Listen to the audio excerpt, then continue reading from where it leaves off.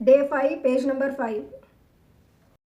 श्री भागवत शास्त्र का आदर्श दिव्य है। गोपियों ने घर नहीं छोड़ा, गोपियां घर का काम करती थी, उन्होंने स्वयं धर्म का त्याग नहीं किया, वे वन में नहीं गई, फिर भी वे श्री भगवान को प्राप्त कर सकी। श्री भागवत शास्त्र का ऐसा मार्गदर्शन कराता है कि योगी को जो आनंद समाधि में मिलता है वही आनंद आप घर में रहते हुए भी प्राप्त कर सकते हैं।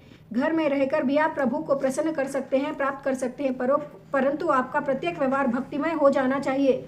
गोपियों का प्रत्येक व्यवहार ही भक्तिमय बन गया था।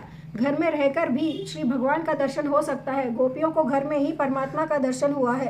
गोपियां यही मानती थी कि जहां हम जाती है हमारा कृष्ण हमारे साथ है।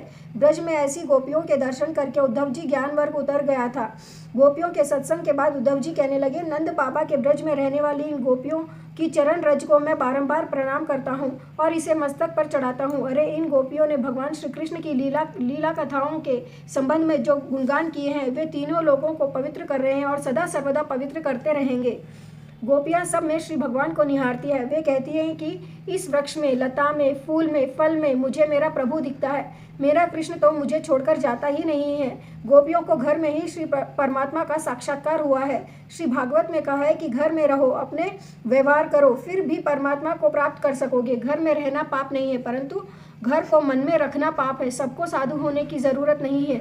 यदि आप सब संन्यास ले लेंगे तो साधु सन्यासियों का स्वागत कौन करेगा, उनका सम्मान कौन करेगा।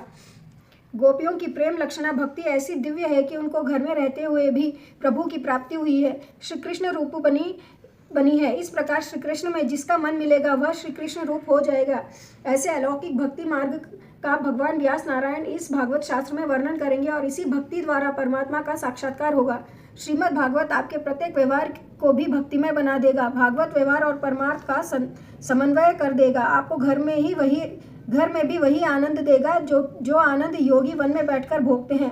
योगी समाधि में जैसा आनंद पाते हैं वैसा आनंद गृहस्थ को भी प्राप्त हो सके, इसलिए भागवत शास्त्र की रचना की गई है।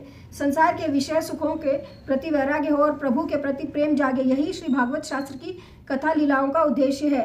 भागवत अर्थात भगवान को मिलने मिलाने का साधन। संतों का आश्रय लेने वाला संत बनता है और भागवत का आश्रय लेने वाला भगवान बनता है। Page number 5 समाप्तम।